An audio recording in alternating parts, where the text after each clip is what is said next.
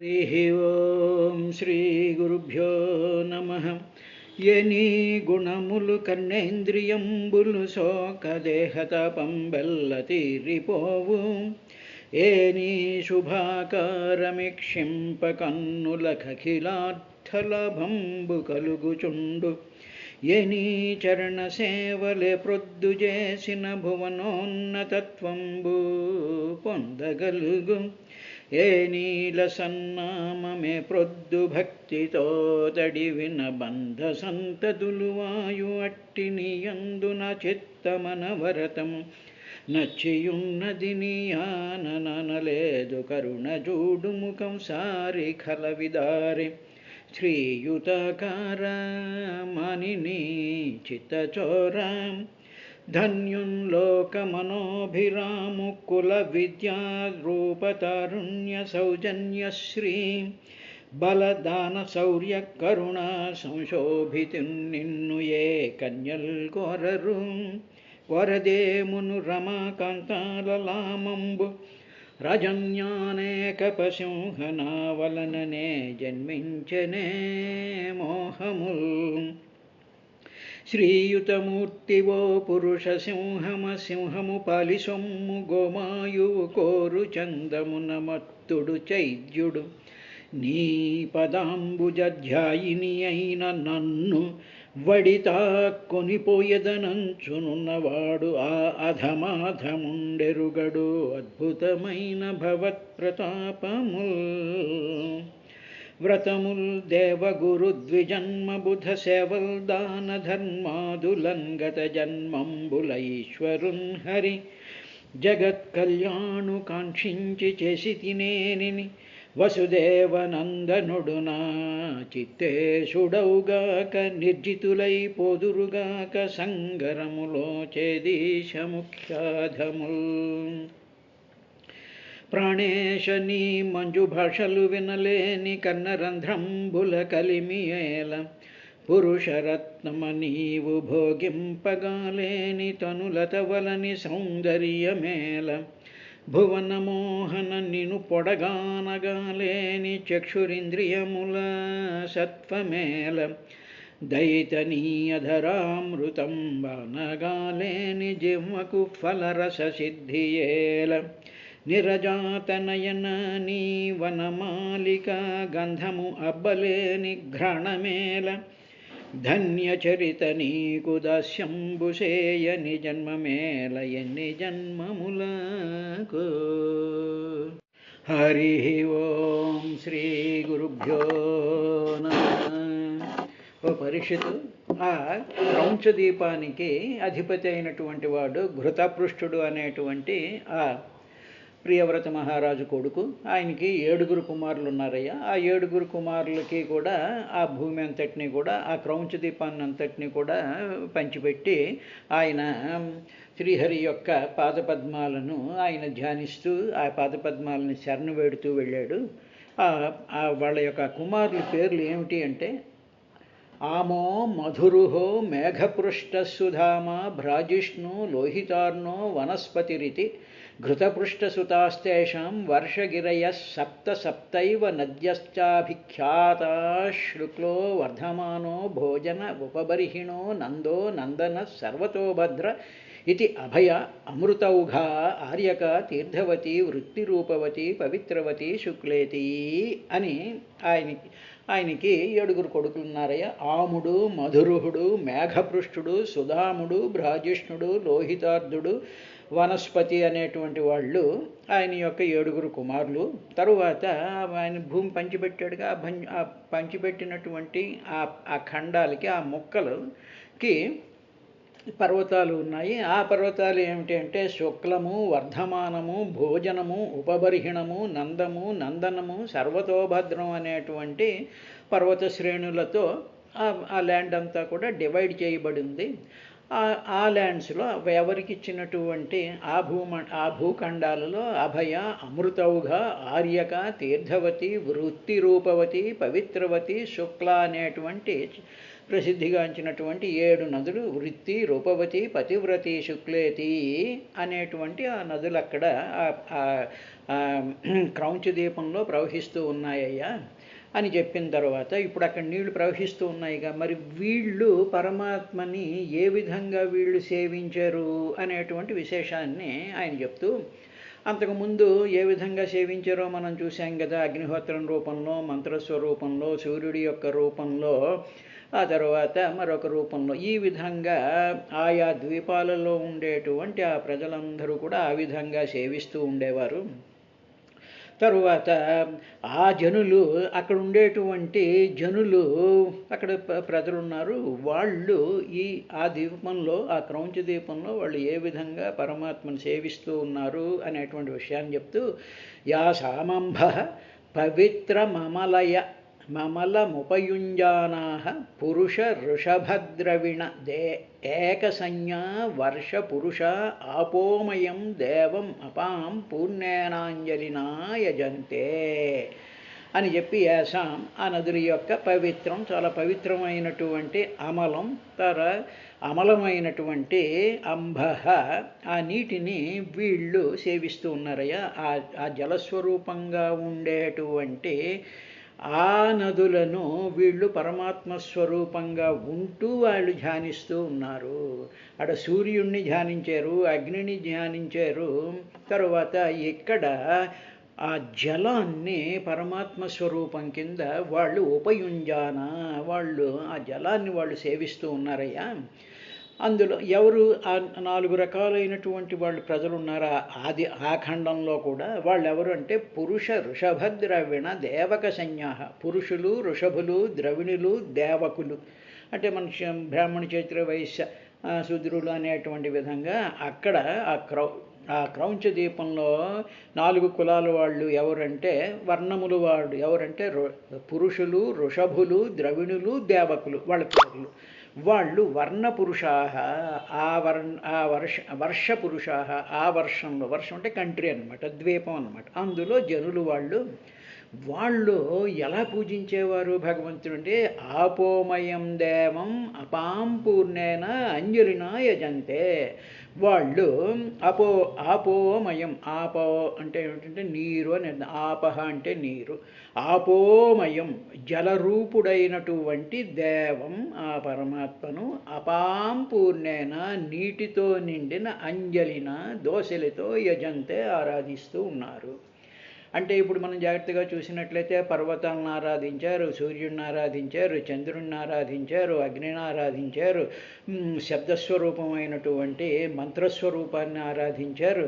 సృష్టిలో కనిపిస్తూ ఉండేటువంటి ప్రతి పదార్థంలోనూ అవ్యక్తంగా సర్వభూత స్థితాత్మానః దృశ్యతే శ్రూయతేపి వా అంతర్బహిస్సత సర్వం వ్యాప్య నారాయణ స్థితః అనేటువంటి భావంతో వాళ్ళు అర్చిస్తూ ఉన్నారు. అటువంటి వాళ్ళు దేనిని, ఆ నీరు పావనము స్వచ్ఛము అయినటువంటి నీరది, ఆ నీరుని అమలం, తర్వాత పవిత్రం, ఆ నీరు అలాగా ఆ పవిత్రము అమలమైనటువంటి నీటినే పరమాత్మ స్వరూపంగా వాళ్ళు ఆరాధిస్తూ ఉంటారు. ఆ నీళ్లతో నింపినటువంటి దోసెళ్లతో ఆ నీరు పట్టుకుని ఆ నీళ్లల్లోనే కనిపిస్తూ ఉండేటువంటి సర్వవ్యాపకుడైనటువంటి ఆత్మస్వరూపుడైనటువంటి సత్యం, జ్ఞానం, అనంతం బ్రహ్మస్వరూపమైనటువంటి నిత్యశుద్ధ బుద్ధముక్త స్వభావమైనటువంటి ఆ పరమాత్మ ఆ నీళ్ళల్లో ఉన్నాడు అని చెప్పి ఆ నీళ్ల ద్వారానే దోసిళ్ళలో తీసుకుని ఆయనకి అర్ఘ్యాన్ని సమర్పిస్తూ పూజ చేశారయ్యా. అందుకని ఏమిటంటే అర్ఘ్యం సమర్పయామి అని మనం అంటూ ఉంటాం చూసారా, ఆ అర్ఘ్యంలో కూడా ఆ అర్ఘ్యాన్ని సమర్పించడం. అందుకని ఏమిటంటాడు, మామూలుగా ఒక నీటి చుక్క, ఒక తులసి దళము, ఇవి చాలు నాకు అని అన్నాడు కదా. కాబట్టి ఆ విధంగా వీళ్ళు అర్ఘ్యాన్ని సమర్పిస్తుంది. అందుకనే అర్ఘ్యాన్ని వాళ్ళు ఆపోమయం అంటే ఏమిటి, ఆ నీటితో నిండిపోయినటువంటి అంటే నీరులోనే తాను మయమైపోయాడు. అంటే తానే నీటి నిండా తానే తన యొక్క శక్తితో నిండిపోయాడు. అటువంటి దేవుడు పరమాత్మ. అటువంటి ఆయనకి అంజలి అందుకనే ఏమిటంటే మనకి ఆపోమయో హిష్టాభువహాతాన ఊర్జే దధాత నామహేశ్వరాయ సక్షజేయవ శివతమోరథ తస్య భాజయతే హనః ఉశతీరవమాతరః తస్మా అరంగమామవహాయ అని చెప్పి మనం ఏం చేస్తూ ఉంటామంటే ఆ నీళ్లు తీసుకుని పైన జల్లుకుంటూ ఉంటామంటే అది పవిత్రమైనటువంటిది, తర్వాత తల్లిలాగా రక్షించేటువంటిది, మన దోషాలను పోగొట్టేటువంటిది అని చెప్పి మనం ఆ మంత్రం చదువుతూ ఆ మంత్రస్వరూపంలో ఉండేటువంటి పరమాత్మ మన శరీరంలో ఉండేటువంటి సకల దోషాలని, సకల పాపాలని, సకల చింతల్ని అన్నీ శుద్ధి చేస్తాడు అనేటువంటి భావంతో అప్పుడు రజోతమో గుణాలు పోయి పవిత్రమైనటువంటి శుద్ధమైనటువంటి సాత్విక భావంతో నిండుతూ ఉంటాం. కాబట్టి ఆపోహిష్టామయో భువః తాన ఊర్జే దధాత నామహేశ్వరాయ మహేరణాయ చక్షసే యావ శివతమోరథ తస్య భాజయతే హనః ఉశతీరవమాతరః తస్మా రంగమామవః అని అర్ఘ్యాన్ని విడిచి పవిత్రో వా సర్వావస్థాంగతోపి వా అని చెప్పి మనం చేస్తూ ఉంటాం. చూసారా, ఆ విధంగా దేవతలందరూ కూడా అక్కడ ఉండేటువంటి ఆ పురుషులు, ఋషభులు, ద్రవిణులు, దేవకులు అనేటువంటి వాళ్ళు అలాగ ఆరాధిస్తూ ఉండేవారయ్యా. అంటూ వాళ్ళు ఆ జలాలని ఏ విధంగా స్తోత్రం చేశారు అనేటువంటి విషయాన్ని చెప్తూ ఆపహ పురుష వీర్యాహస్థ పునంతిర్భూర్భువస్సువః తానః పునీతామీవగ్ని స్పృశశతామాత్మానా భువయేతి. ఆపహ ఆ జలాల్ని వాళ్ళు చూస్తూ ఆ జలాల్ని చేతిలో తీసుకుంటూ ఆపహ ఓ జలములారా పురుష వీర్యాః మీలో పురుష అంటే పరమాత్మ యొక్క వీర్యం ఉన్నది, పరమాత్మ యొక్క శక్తి, పరమాత్మ యొక్క తేజస్సు, పరమాత్మ యొక్క ఓజస్సు పురుష వీర్యాః స్థ మీరు స్థ అంటే ఉన్నారు, అంటే మీరు నీటి హెచ్టిఓ కింద కనిపిస్తున్నారు బుద్ధి లేని శాస్త్రవేత్తలకి. అలా కాదు, ఈశ్వరుడి యొక్క సామర్థ్యం మీలో ఉన్నది అని చెప్తూ ఇంకా మీరు ఎటువంటి పనులు చేస్తున్నారంటే భువః సువః పునంతి. ఈ భువః సువః అంటే ఏమిటి? భూలోకాన్ని, భువః అంటే అంతరిక్షలోకాన్ని, తర్వాత సువః స్వర్లోకాన్ని పునంతి పవిత్రం చేస్తున్నారు మీరు. అంటే ఈ నీరు పవిత్రం చేస్తూ ఉంది ఈ మూడు లోకాల్ని. అంతేకాదయ్యా ఆత్మనా ఏ అగ్ని, ఆత్మన మమ్మల్ని, ఆత్మ అంటే మనని, నా మనసుని, నా బుద్ధిని, నా చిత్తాన్ని, నా దేహాన్ని, నా ఆలోచనల్ని అన్నిటినీ కూడా ఆత్మన అసలైనటువంటి ఆ అసలైనటువంటి నేను అనేటువంటి స్వరూపం యొక్క ప్రవాహం లాంటి మీరు ఈ అగ్ని అంటే నాశనం చేసి పారేస్తారు. ఏమిటంటే పాపాలని మా శరీరంలో, మా మనసులో, మా హృదయంలో, మా ఆలోచనల్లో, మా యొక్క ప్రవర్తనలో ఉండేటువంటి ఈ అగ్ని పోగొడుతూ ఉంటారు. తాహ అటువంటి ప్రాపర్టీస్ కలిగినటువంటి, గుణములు కలిగినటువంటి మిమ్మల్ని స్పృశత, మేము ఇలా ముట్టుకున్నాము, మిమ్మల్ని ముట్టుకుంటే చాలు, ఆ నీళ్లను అలా ముట్టుకుంటే చాలు, మీరు ఏం చేస్తారంటే మీలో ఉండేటువంటి ఆ శక్తి చేత మాలో ఉండేటువంటి సఫలమైనటువంటి పాపాలు కూడా పోతూ ఉంటాయ్యా. నహ మా భువః దేహములను పునీతాం పవిత్రం చేయుదురుగాక, మా శరీరాన్ని పవిత్రం చేయండి అని చెప్పి అక్కడ ఉండేటువంటి ఆ 4 వర్ణాల వారు కూడా ఆయన్ని ప్రార్థించారయ్యా అని చెప్పాడు. ఇందులో ఉండేటువంటి రహస్యం ఏమిటంటే, మామూలుగా నీరు ఉందనుకోండి, నీరు అనగానే ఏ సైంటిస్ట్ బుద్ధి లేని సైంటిస్ట్ దగ్గరికి, ఎవడ దగ్గరికైనా వెళ్తే అది H2O అండి, దానికేమో రంగు, రుచి, వాసన ఉండదు, దానికేమో విస్కాసిటీ ఉంటుంది, దాని డెన్సిటీ ఉంటుంది, అదేమో ఇలాగా దానికి ఇలా పాకేటువంటి గుణం ఉంది. టెంపరేచర్ తగ్గిస్తే ఐస్ అవుతుంది, బాయిల్ చేస్తే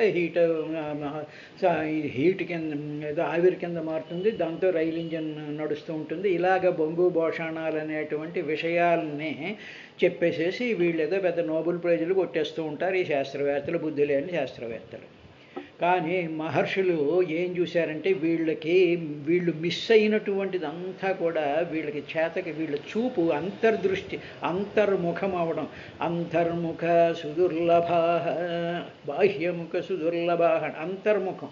ఆ నీళ్ళల్లో ఏమున్నాయి అనేటువంటి, ఆ నీళ్ళల్లో ఏముంది అనేటువంటిది చెప్తూ ఏం చెప్పారు అంటే పురుష వీర్యాహస్థ, పురుషుడి యొక్క మహాశక్తి అంతా అందులో ఉంది.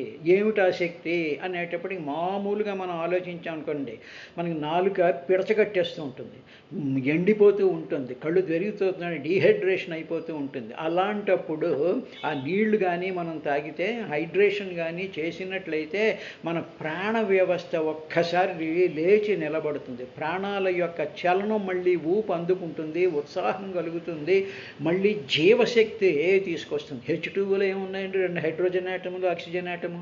అంటే ఇవే కనిపిస్తూ ఉంటాయి వీడికి, బుద్ధి లేని శాస్త్రవేత్తకి. కానీ ఈ శక్తి ఇదంతా ఎక్కడి నుంచి వస్తుంది? ఆ కాంబినేషన్లో అంతర్గతంగా కనిపించకుండా అవ్యక్తంగా ఉండేటువంటి ఆ శక్తి చేత పురుష వీర్యాహ అంటారు దాన్ని. దానిలో పూరింపబడినటువంటి ఓజస్సు, తేజస్సు, శక్తిని పురుష వీర్యాహ అంటారు. పురుష అంటే అందులో పూరింపబడినటువంటిది. H2ఓలో ఏం పూరింపబడింది? ఏవో ఎలక్ట్రాన్లు, ప్రోటాన్లు ఇవే కనిపిస్తాయి బుద్ధి లేని వాళ్ళకి. కానీ దాంట్లో ఆ ఎలక్ట్రాన్స్లోను, ఆ ప్రోటాన్స్లోను, అందులోనూ కూడా పూరింపబడినటువంటి వీర్యం ఒకటి ఉంది. ఒక తేజస్సు, ఒక ఓజస్సు, ప్రాణాన్ని నిలబెట్టేటువంటివి ఇవన్నీ కూడా దాంట్లో ఉన్నాయి.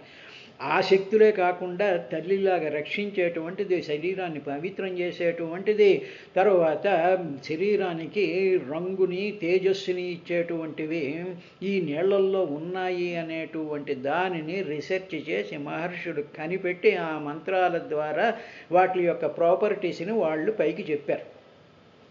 కాబట్టి అందువల్ల ఈ నీళ్ళకి అది అలసటగా ఉంది. అలసటగా ఉండేటప్పుడు వెళ్ళి నిద్ర వచ్చేస్తుంది అనుకోండి, తమోగుణం పడిపోతూ ఉండేటప్పుడు ఏం చేస్తారు? వెళ్ళి మొహం కడుక్కోరా అంటాం. మొహం కడుక్కునేటప్పటికి ఏమవుతుంది? తమోగుణం, నిద్ర, అలసట అనేటువంటి ఆ తమోగుణ భావాలన్నీ పోతున్నాయి కదా.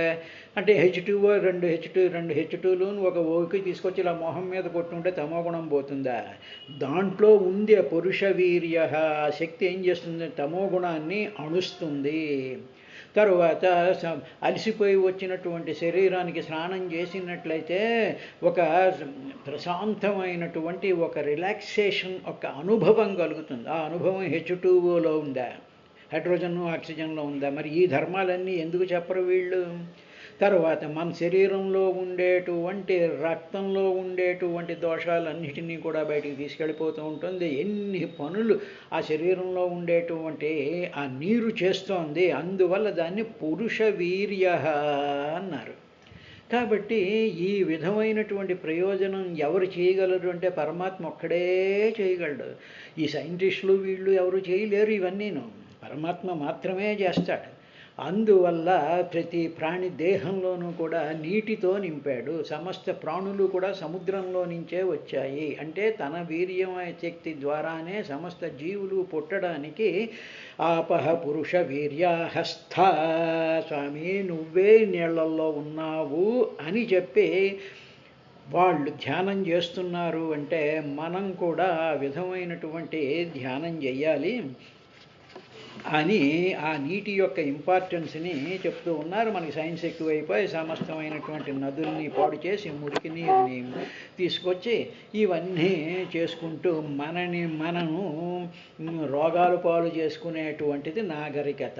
సరే, ఇది అయిన తర్వాత ఇంకా శాఖద్వీపం గురించి చెప్తూ ఆయన ఏవం పురస్తా క్షీరోదార్పిత ఉపవేశిత శాఖద్వీపోద్వావింశ లక్షయోజనయామస్సమానేన చ దధిముండోదేన పరీతో యస్మిన్ శాఖో నామ మహీరు స్వక్షేత్ర వ్యపదేశకో యస్య మహాసురభిగంధస్థం ద్వీపం అనువాసయతి.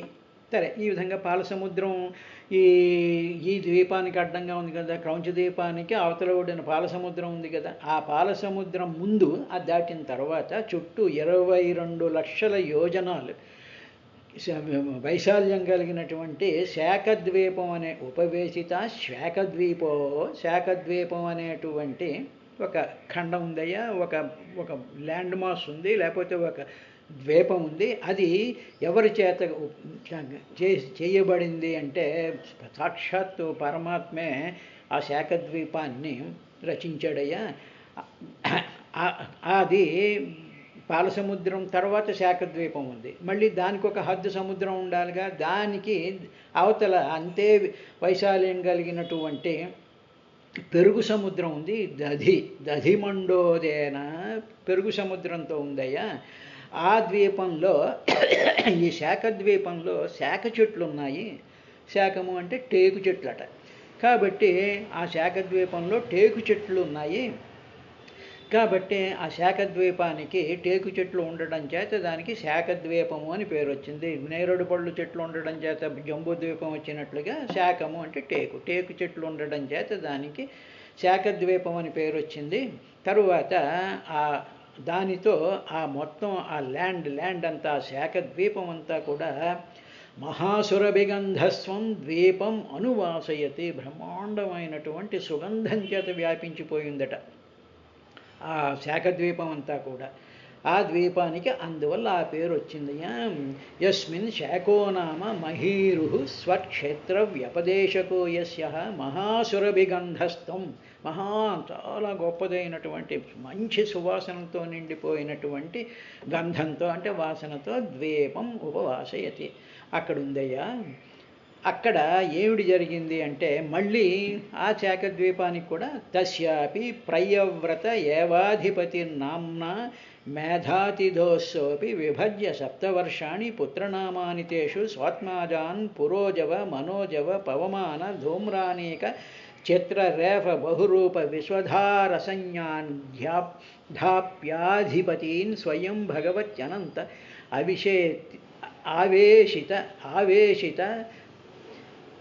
ఆవేశిత మతి స్తపోవనం ప్రవివేశ. ఆ శాఖద్వీపానికి మళ్ళీ రాజుగారు ఉన్నాడుగా, ప్రియవ్రతుడు కుమారుడైనటువంటి మేధాతిథి అనేటువంటి ఆయన ఆ శాఖద్వీపానికి అధిపతి అయ్యా రాజు. ఆయన మళ్ళీ కూడా ఆయన ఏం చేస్తాడు, వీళ్ళల్లాగే మిగతా ప్రియవ్రతుడు కుమారులు ఈ ఖండాలను ఏ విధంగా అయితే విభజించాడో అదేవిధంగా ఆ ద్వీపాన్ని ఆయన విభజ్య సప్తవర్షాణి 7 ఖండాల కింద 7 భాగాల కింద చేసి పుత్రనామాని తేషు ఆ చేసినటువంటి ఆ మొక్కలకి ఆ కొడుకుల యొక్క పేర్లే వచ్చాయి వాటికి. ఆ పేర్లతో విభజించి వాటి యందు ఏం చేశాడు, వాళ్ళు ఎవరు అంటే పురోజవుడు. ఆ పురోజవం అనేటువంటి కొడుకు ఏ పేరైతుందో ఆ పేరే ఆ భూఖండానికి పేరు వచ్చిందనమాట. పురోజవుడు, మనోజవుడు, పవమానుడు, ధూమ్రానీకుడు, చిత్రరేపుడు, బహురూపుడు, విశ్వధారుడు అనేటువంటి పేర్లు.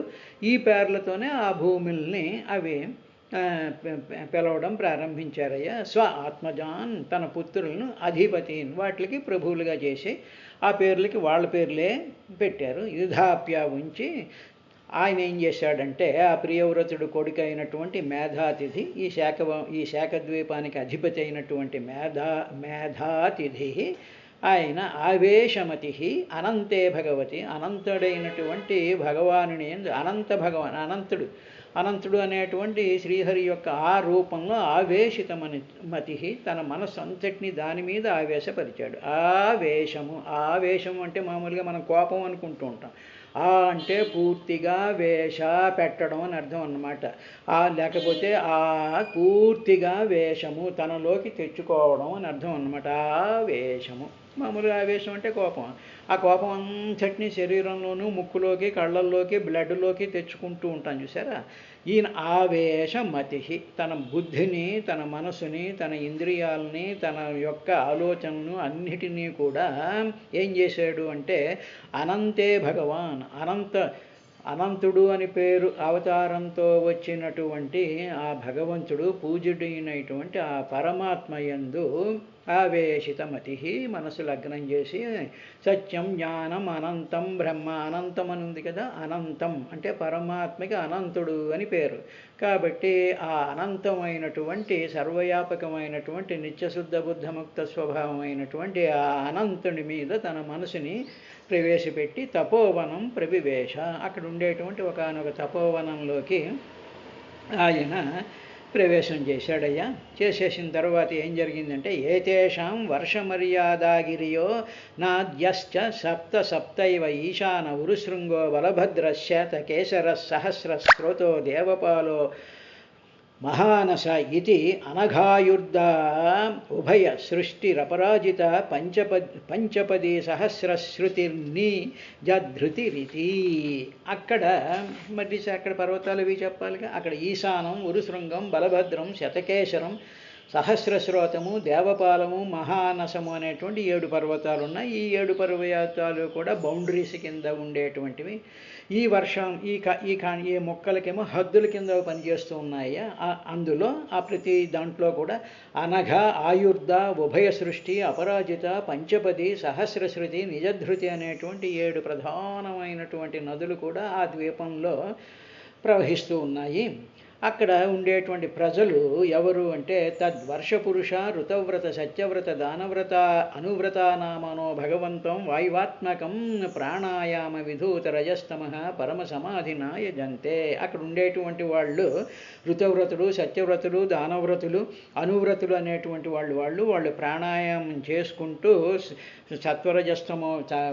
రజస్తమో గుణాలు నిర్మూలించి వాయు రూపంలో ఉండేటువంటి భగవంతుని వాడిని ధ్యానించారు. రేపటి కార్యక్రమంలో ఈ విశేషాన్ని కొంచెం స్పృశించి ముందుకెళ్దాం.